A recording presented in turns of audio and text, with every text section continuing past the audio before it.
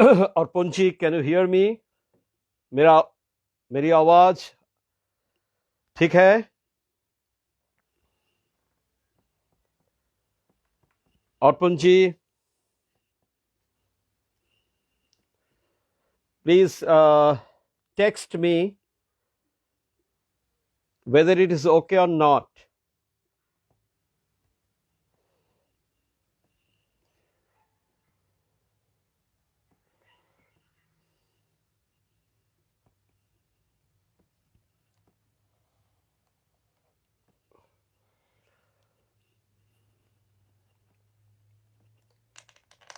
I'm adjusting lights, so give me just 1 minute.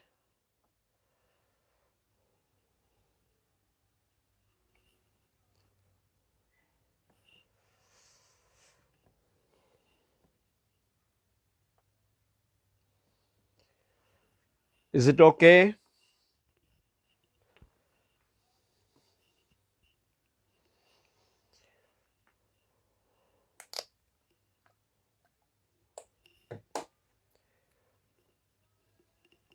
Before I settle, please let me know, Arpunji, whether it is okay or not.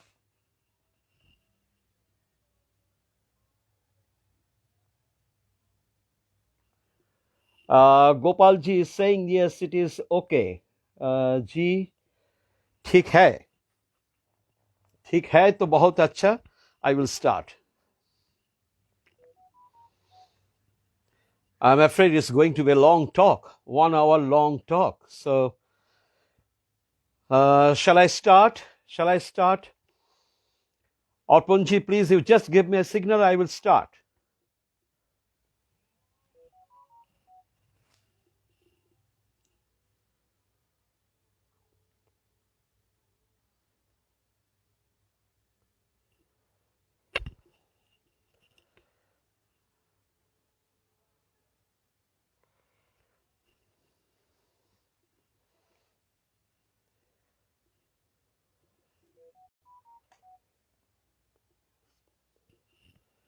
Okay, fine. Some people are saying that I should start.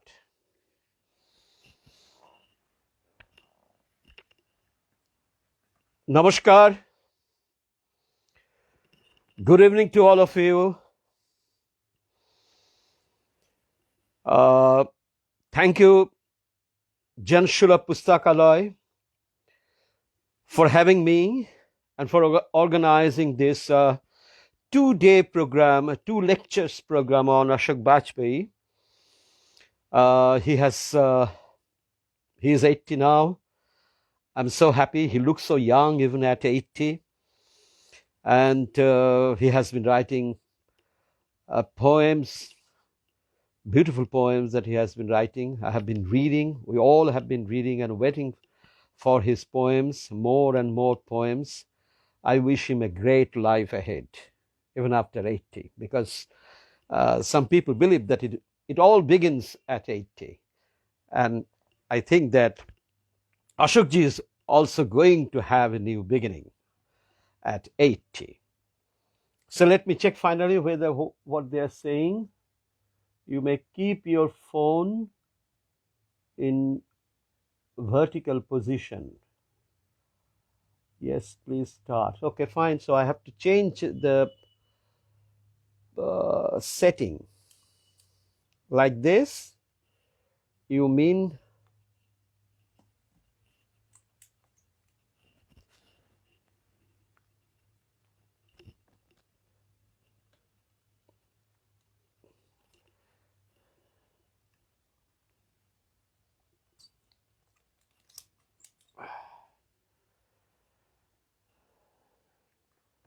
like this?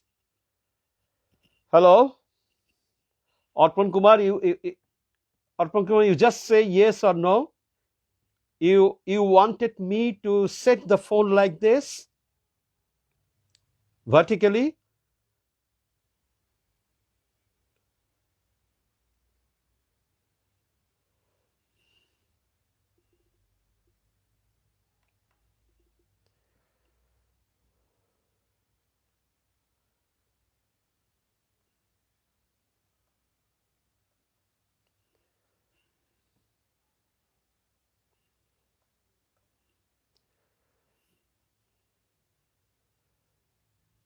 Okay, okay, okay, then it's fine.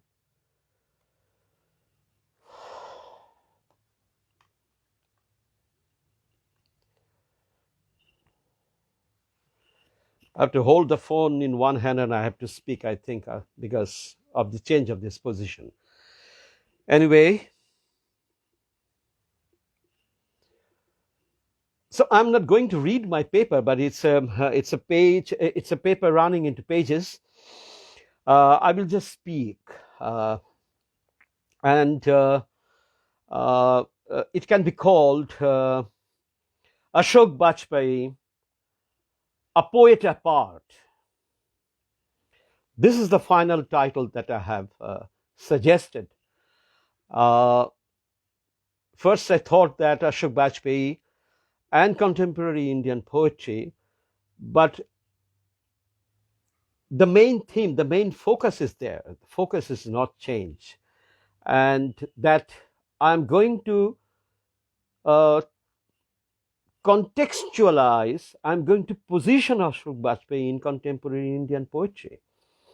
Uh, so this is very important for me. How do I position him uh, in India, in Indian literature?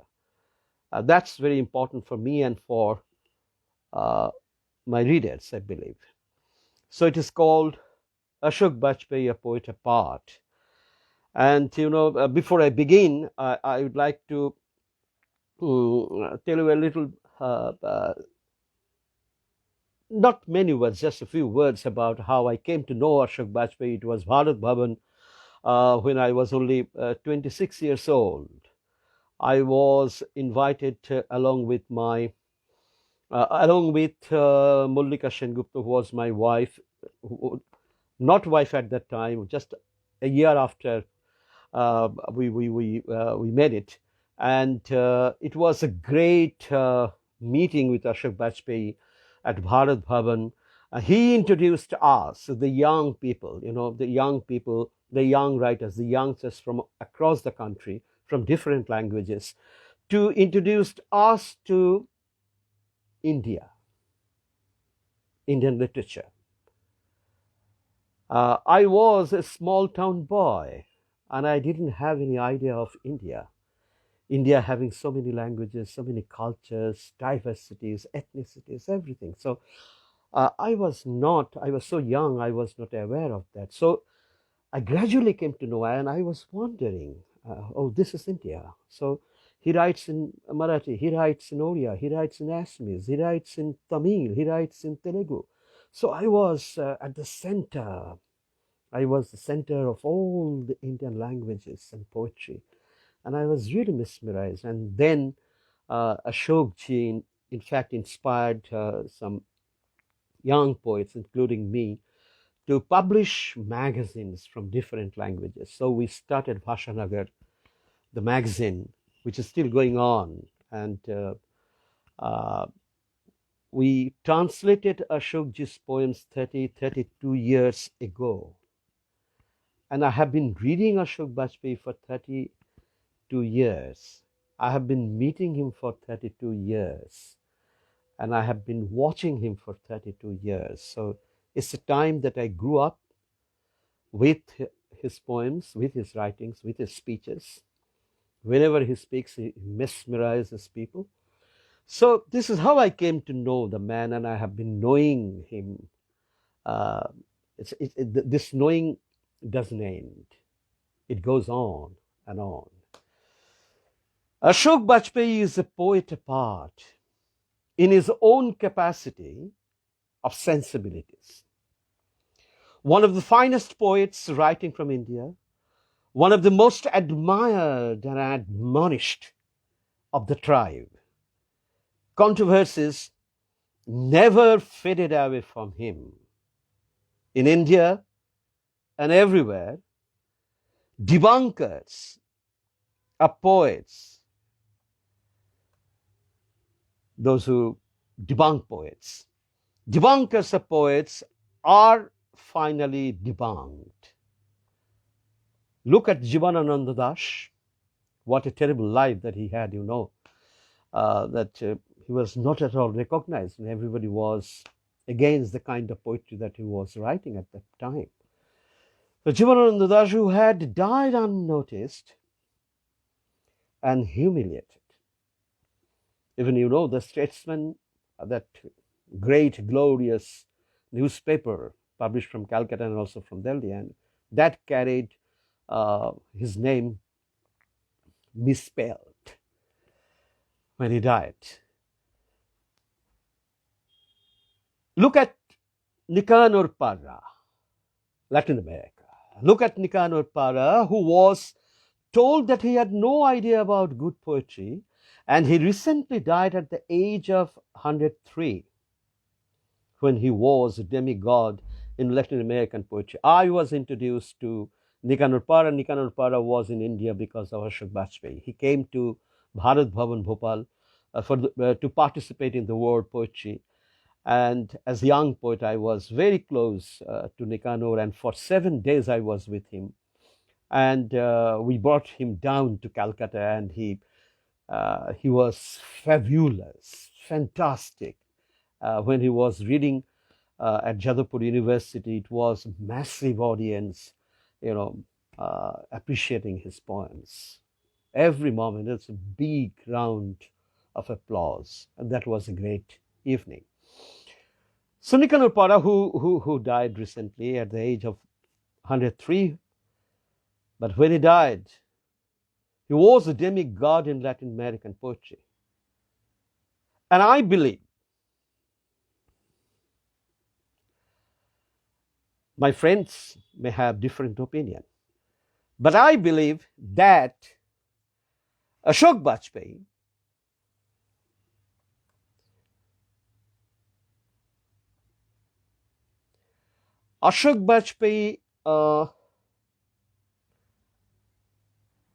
this is the problem with my computer.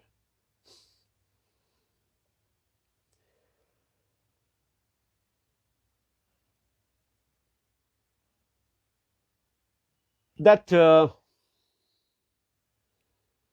he begins to survive. I mean, he means Ashok Bajpai begins to survive beyond his time because of his poetry, not because of the dynamics of power, not because that he is an institution maker, a culture activist, winner of all big awards, winner of foreign honors from France and Poland, but for the small little poems. Most of his poems are very short sometimes. But for the small little poems which speak of the dewdrops on the morning grass, or of parrots flying down. In one of the lines, I still remember that the father and daughter are watching the parrots coming down on their trees, and they were playfully counting how many parrots are coming here or flying away. It was a lovely poem. So which speak of the dewdrops on the morning grass, or of a parrots flying down, or of an ancient river. Here's a poem on this ancient river. River lost and found in a forest. The small tokens of a human memory make us moist with the gratitude that we are born on this beautiful earth. His connectivity, it's the connect. That's the most important for a poet in modern times, in postmodern world. So his connectivity with the posterity, I think, is just a few pages of his poems.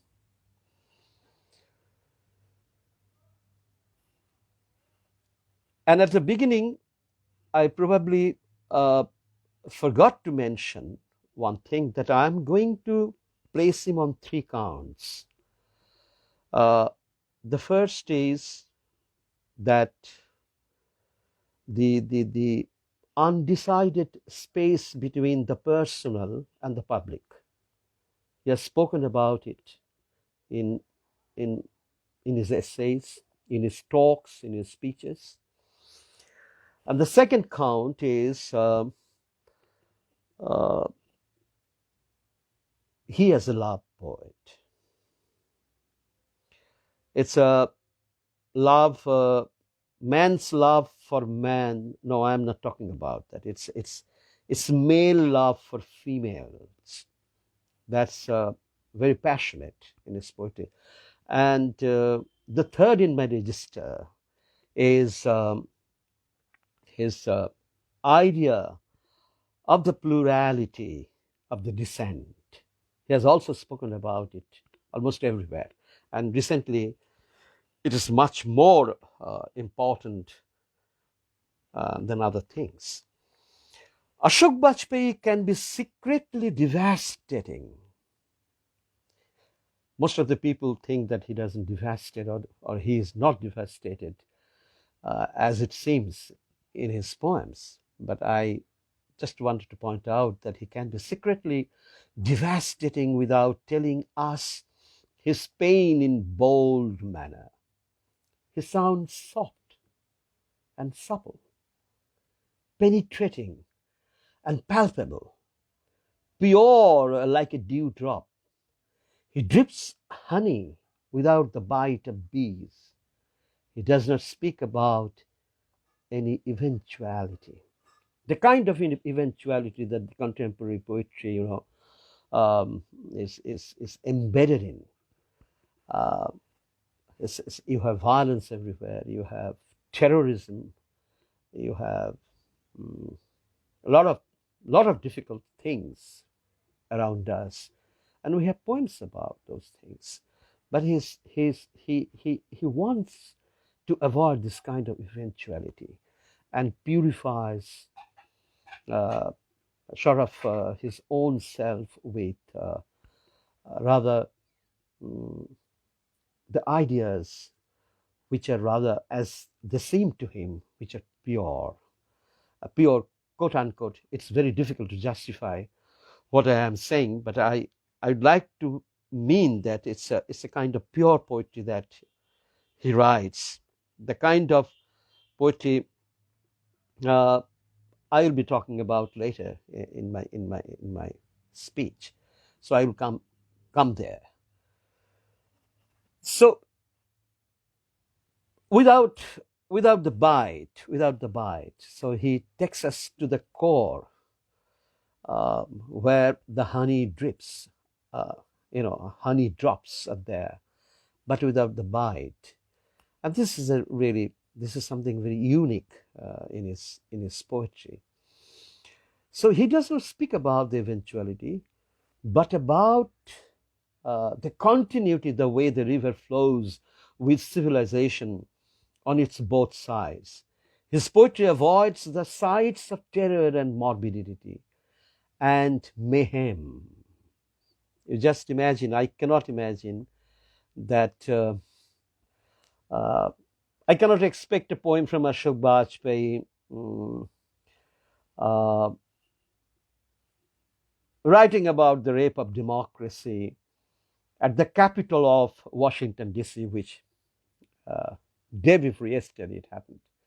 So he is not a poet like that. He is not going to write about the capital, what happened there. Or it's very difficult to find a poem written by him that which will speak about the interstate laborers walking down the high roads of India without food and water.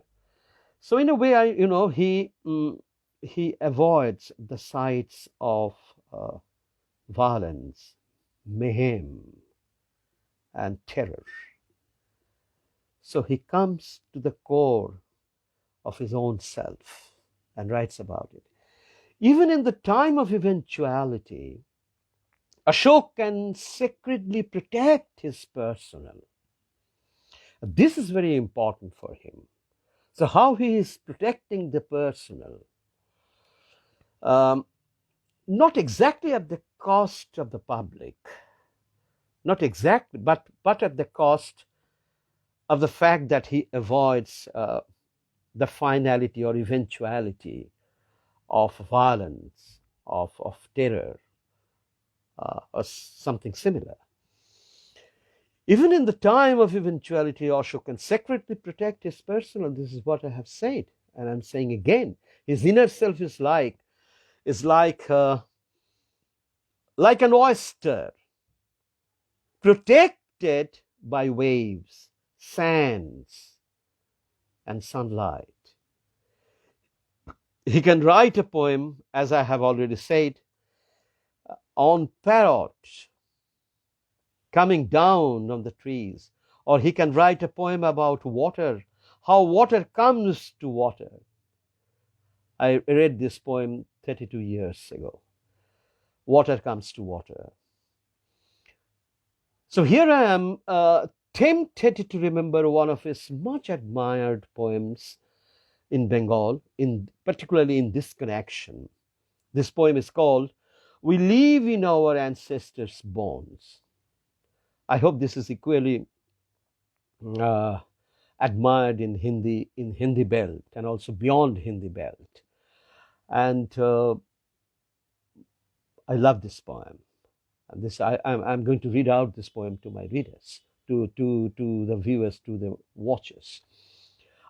This is a civilization poem without the manifesto of panic and paranoia. He does not hit the panic button for the traumatized nation. A poem that begins with a gentle knock on your door, which echoes in an ancestral house. This is how his own Delhi time or Bhopal time is locked in eternity, as if eternity sits on a leaf of a tree in his garden. Let me explain a little that by Delhi time and Bhopal time, the time that he lived in there, I mean in Bhopal, of his youth, a time of his youth, and that particular time, and also he lived in Delhi and still living in Delhi, and this Delhi time and Bhopal time, these times are locked in eternity, in his poetry, and this is how he connects his own time with the flow of eternity. That's why I have said that as if eternity sits on a leaf of a tree in his garden. The personal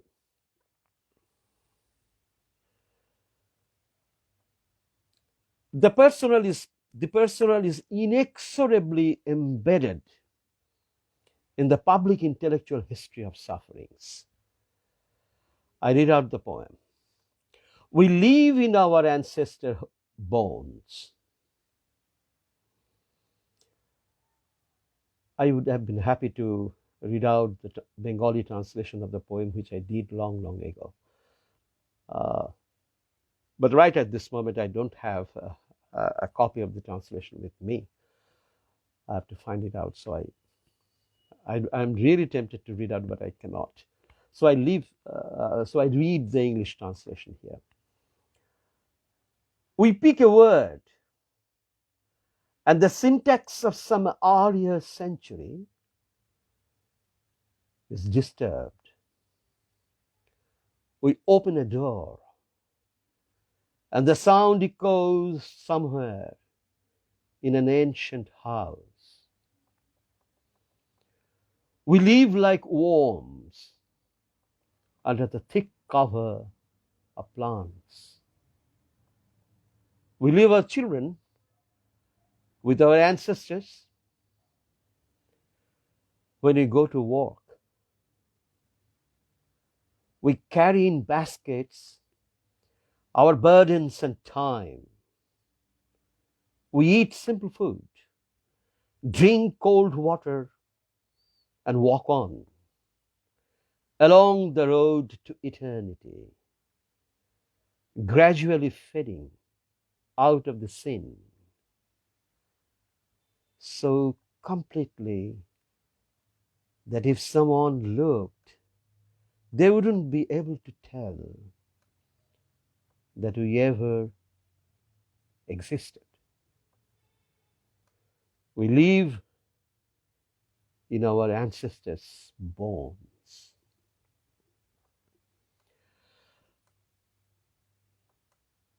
Ashokji writes, I quote,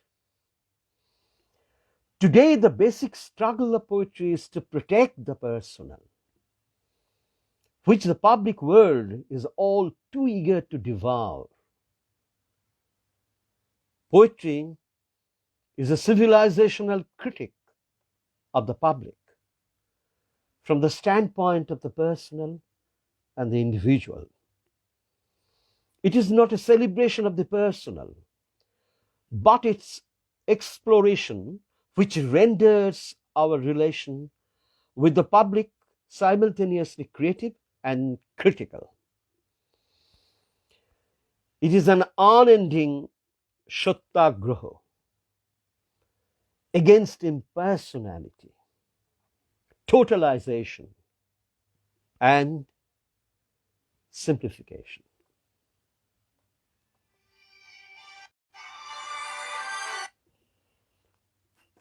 Two,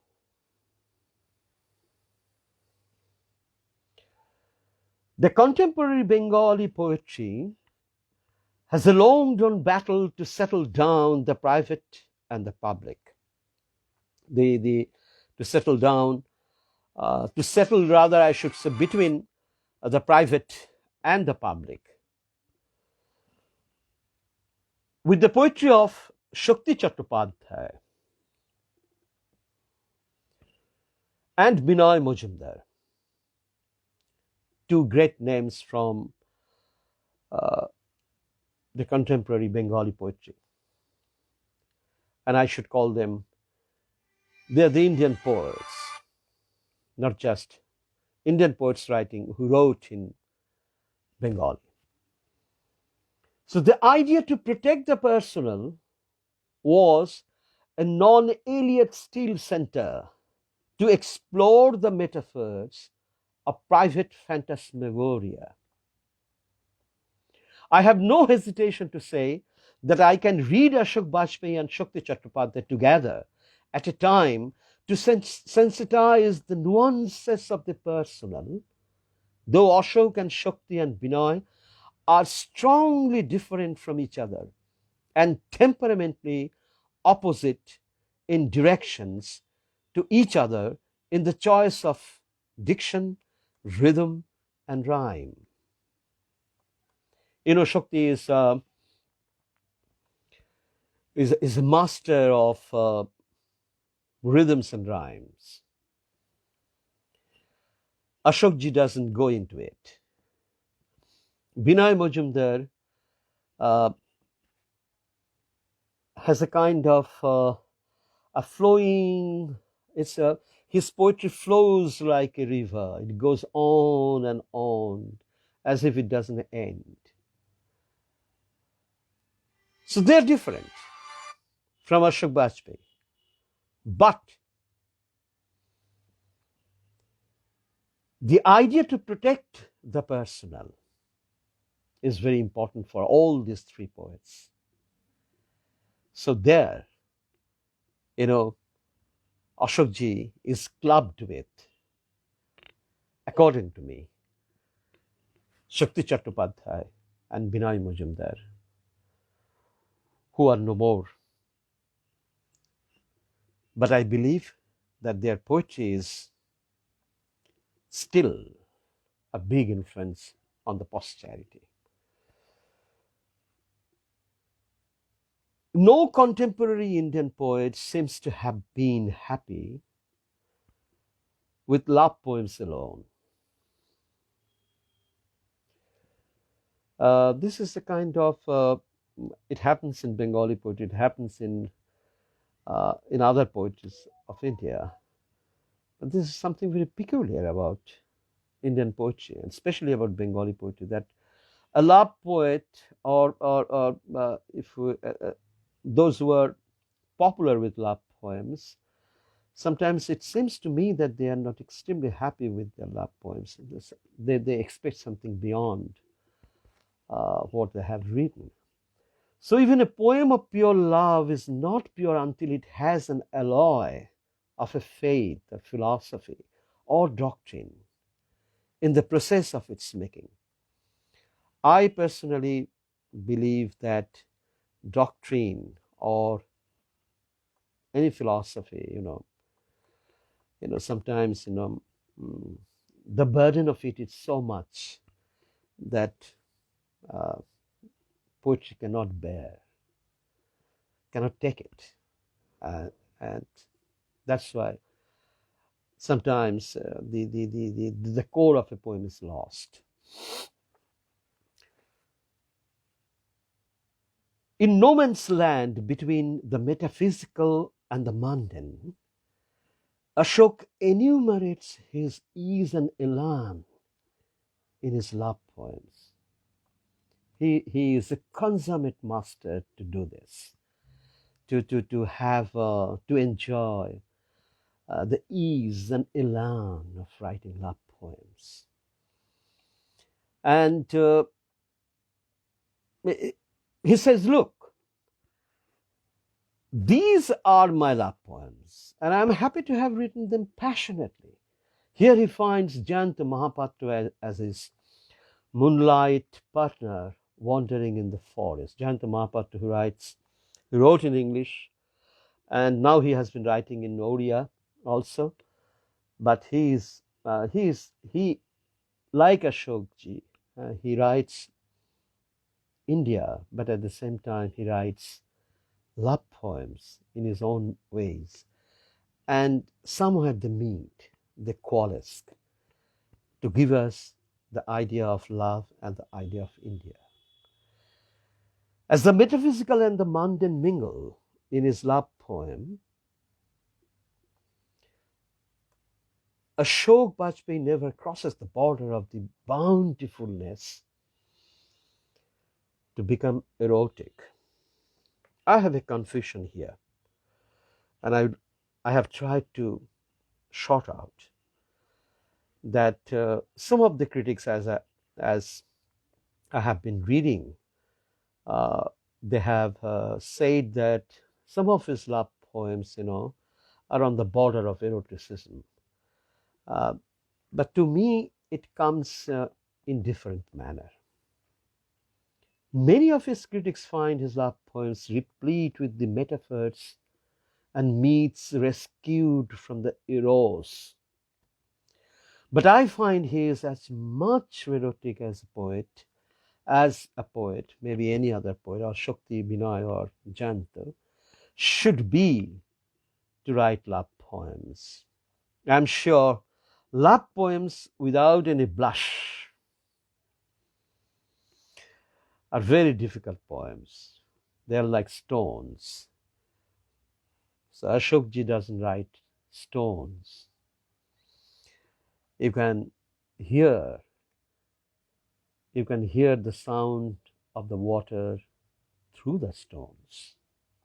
It's not an arid land. You have water and the sound of water everywhere. And I'm tempted to read another poem in this context.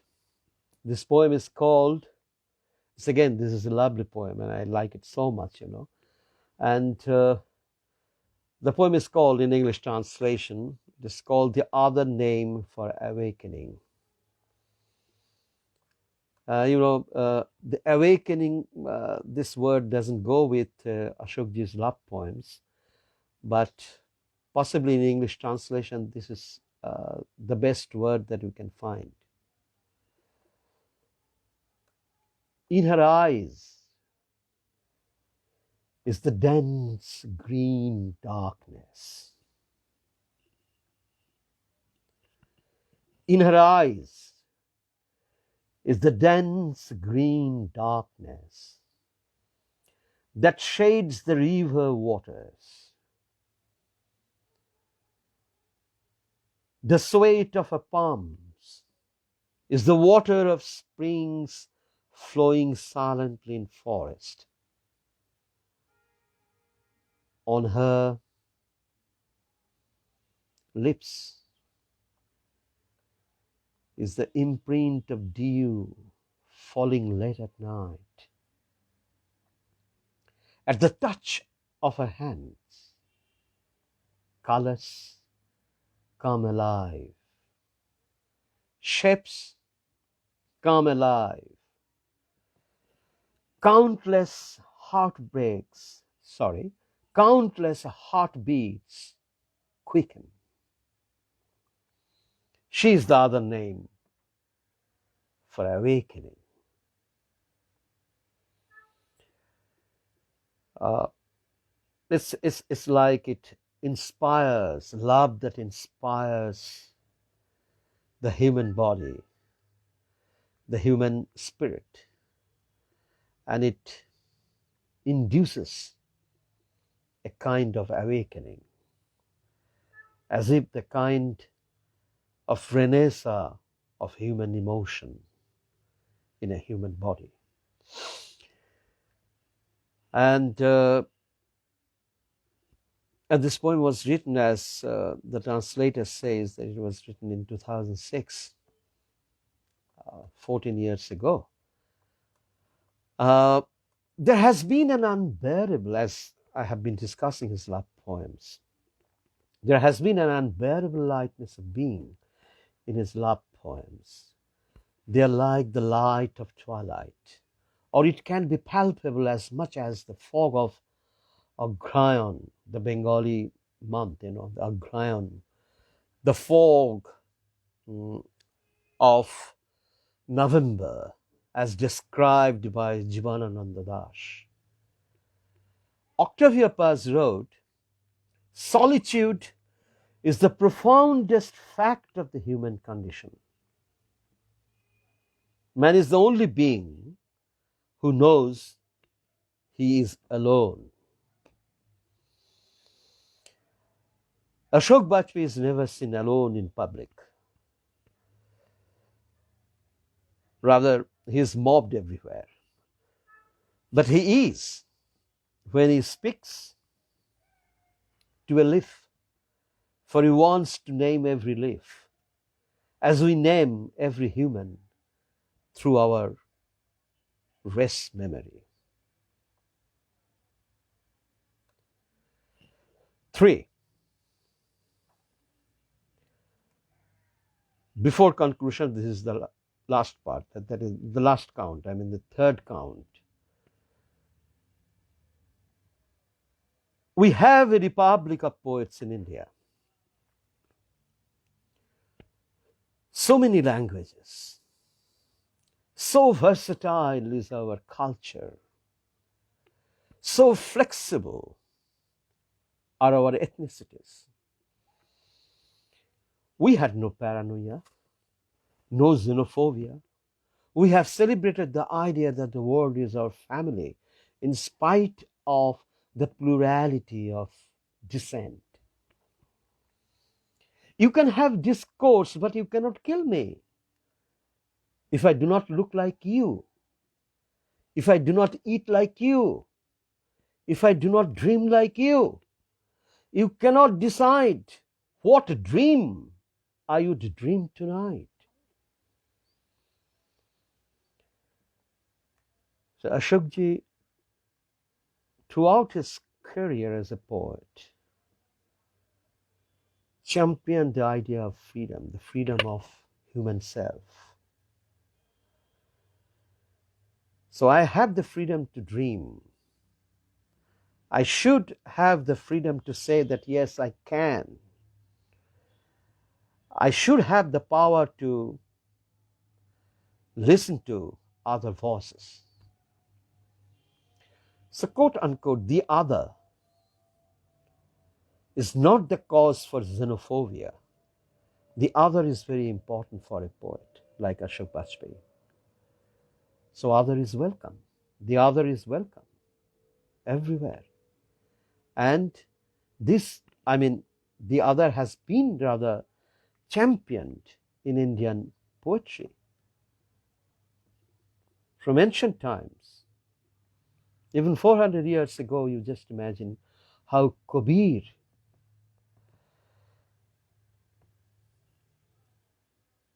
championed, or rather, I should say,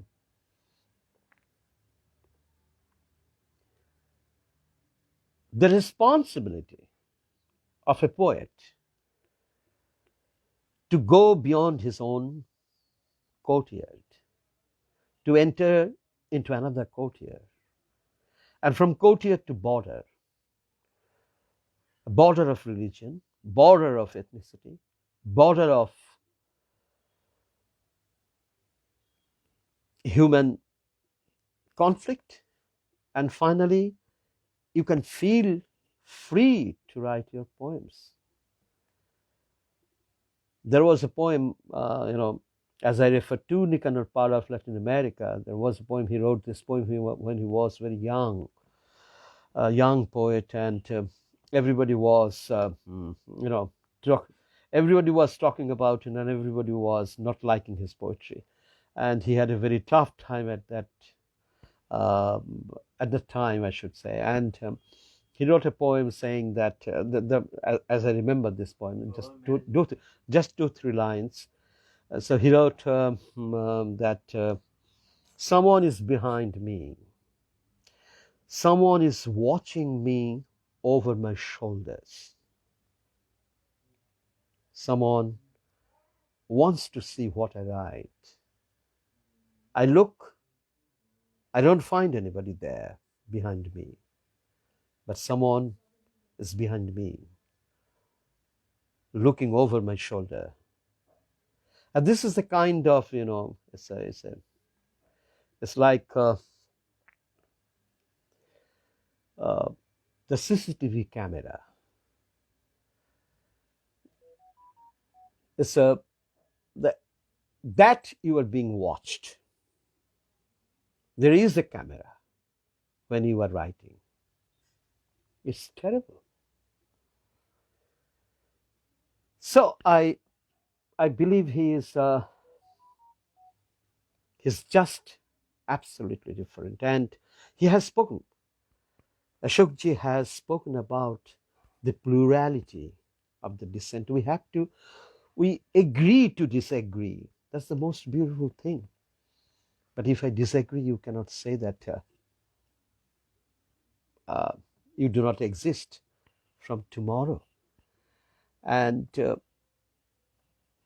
this can be terrible.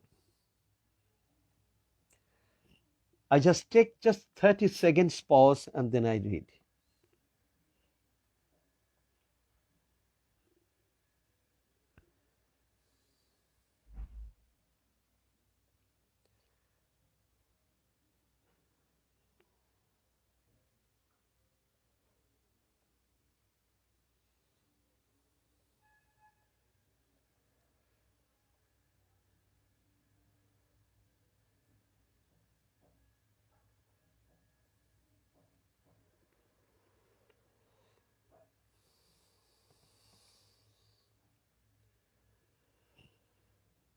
Ashok Bajpai, through his poems since early 60s, I was the other day when I was listening to his talk on Raghuveer Sahai. It was a fantastic talk. I was listening to him, and Raghuveer Sahai, how he first came to meet Raghuveer Sahai. He was a young boy, a young maybe 18 years old or 19 years. I'm not absolutely sure about his age at that time. Very young, but the first magazine they were publishing, the friends, they all came together to publish a magazine, and they wanted to have a poem from Raghuveer Sahai or a writer from Raghuveer Sahai, and that's why that was the meeting. And it was maybe in the year 1958 or 59 or 60. I may be slightly wrong, but it is that time when I was born, right?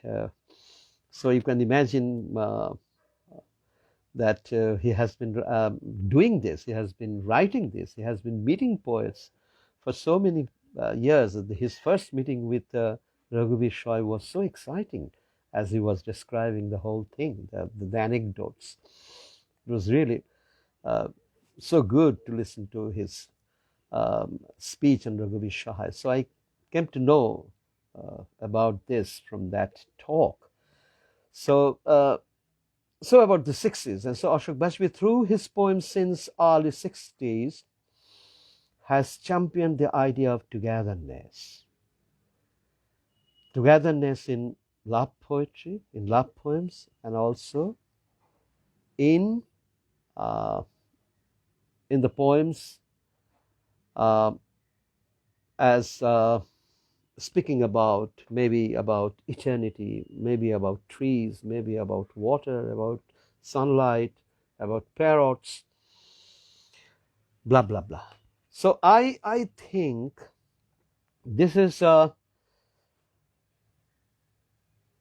interesting part of his poetry, that throughout his career as a poet, since early 60s,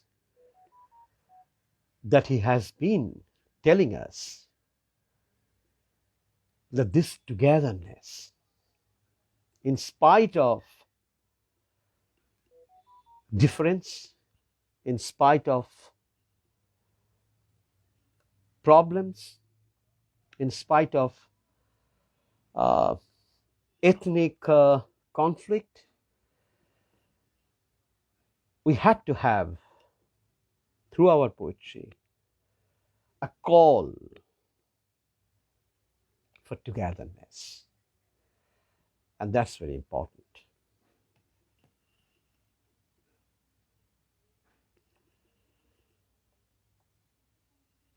I would like to take two other names, one from Dilip Chitre, one from, from Marathi, Dilip Chitre, and another from Manipuri poetry, Ibomcha Singh,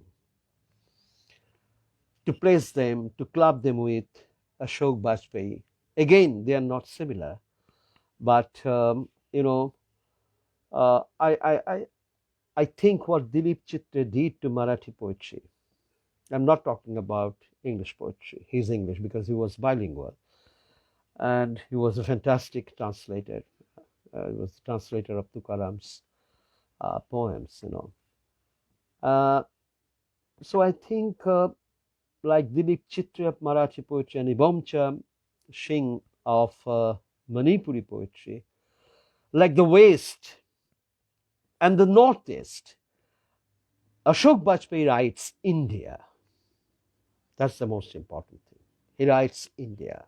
He writes my melancholy. He writes your triumph. And he writes someone else's trauma. So it's triumph and trauma at the same time, but in a different manner. Without maneuvering his own self, he touches the borders of human feelings. And in his poems, all the boundaries of fragile consciousness meld into one unified fold of human memory. And in this connection, I would like to read another poem. And this poem is called Vilai. The place, the town which is known for steel factories. Even there, where the stretched out long and burning hands of iron are chopped off by the machine, I will sleep soundly and without getting caught in a nightmare as usual. All your words and gestures may fade, but I will remember you in an endless manner, in an endless summer. The sense of seasons will be lost, and yet I will recognize those fragrant days when your fresh youth blooms in my arms.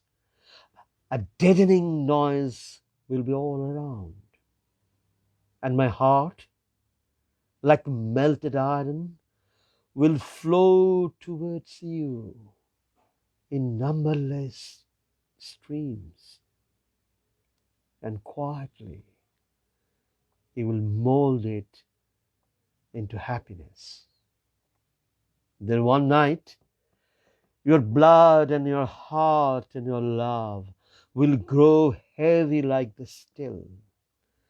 And when I shall call you from beneath the railway trains, calling people and coal, from behind the lamps posts, keeping watch over tranquil towns, the earth will be dumb, like dark and heavy fear, and the overhanging sky will be still like death. My innumerable parts will wait for you at the mission gate. This is absolutely different from other poems. And this is different in this sense that it's different from the two poems that I have already quoted. And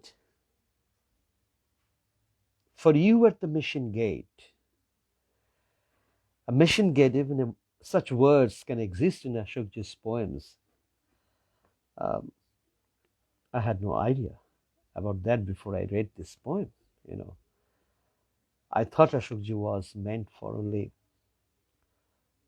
very sensible poems, writing about love and human emotions, family, fathers. He has a brilliant poem about his father. I think each and every poet writes a poem about his or her father. We cannot complete our work without writing a poem on father or on mother. It happens to every poet. It happens to everybody, I should say. Now the conclusion.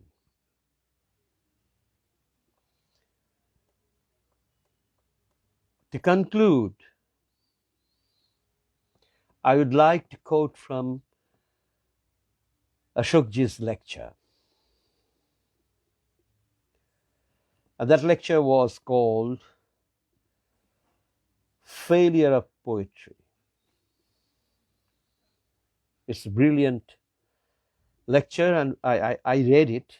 So, it came to me as an essay. And I think every young poet should read this essay to understand the meaning of failure. What does it really mean by failure? Poetry fails and poetry does not fail.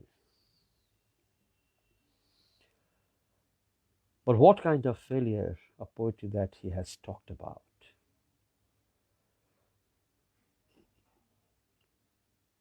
So this lecture he gave, at the Poetry Society of India 5 years ago, when he was approaching his 75th year.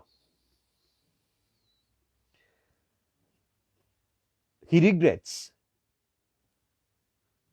So you just try to understand. I am addressing my viewers, listeners, that at the age of 75,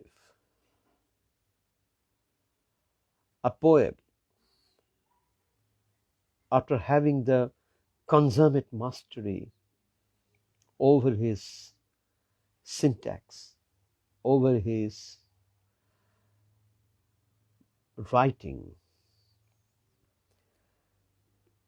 that he laments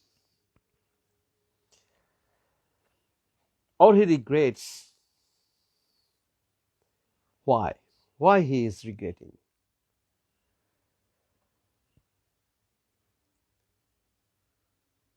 There is, we can have a lot of answers, or we can have one answer in different manners.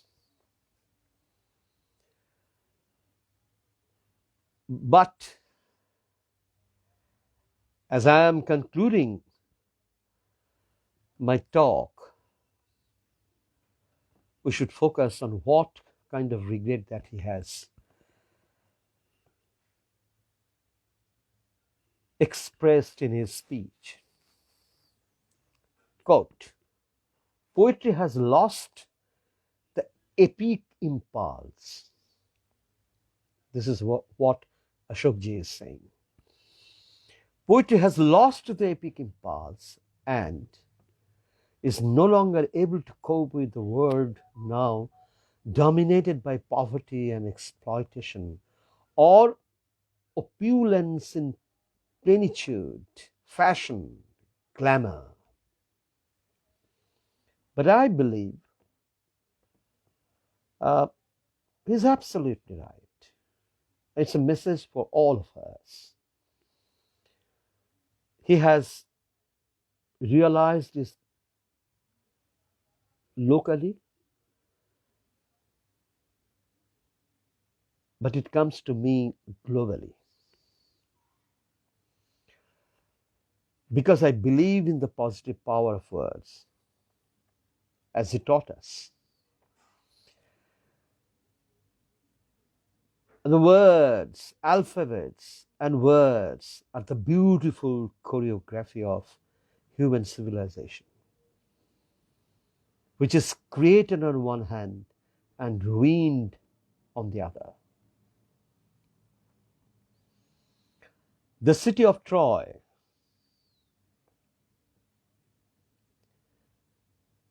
the epical city, the Homeric city, the city of civilization, where civilizations met. That city of Troy was built for 9 times.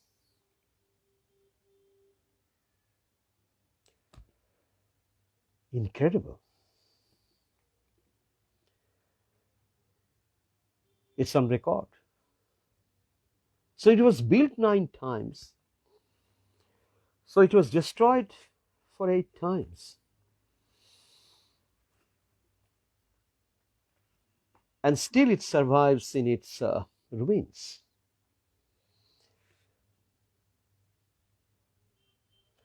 We wonder at the colossal waste of human enterprise and destiny. Words give us joy and ecstasy to know each other. It is the joy and ecstasy that I find in Ashokji's poems. A joy doesn't always mean celebration. Joy may be an element of solitude. Ecstasy is not always a fire, explosion. It can be quiet, like Ashokji's love poems.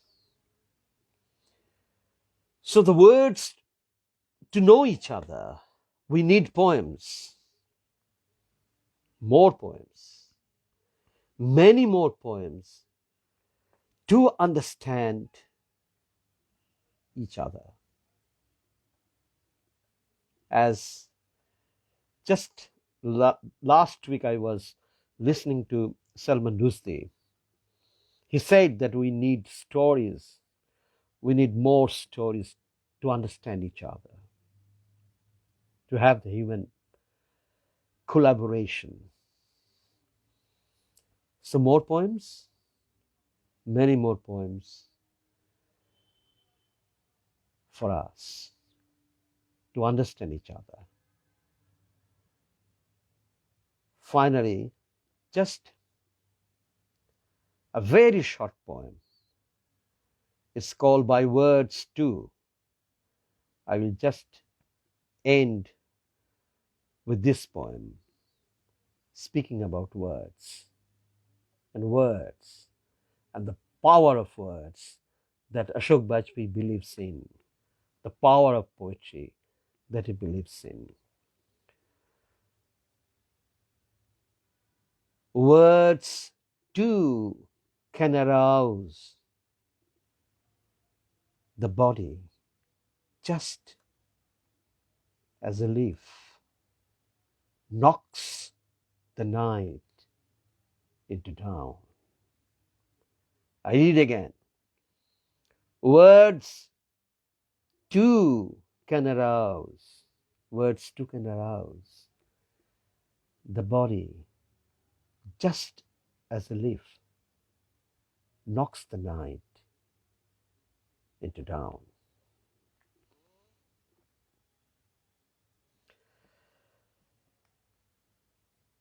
Here it ends. Thank you very much. Thank you, Arpanji, for giving me this opportunity to speak about the poetry of Ashok Bajpayee. I am honored, I'm delighted, and I thank the viewers and the listeners, those who have given a patient hearing to me for this hour-long speech. And I must say, before I go off, that I really enjoyed speaking about the poetry of Ashok Bajpayee, the poetry that I grew up with. And it's a kind of gateway for me. It's a gateway to the contemporary Indian poetry.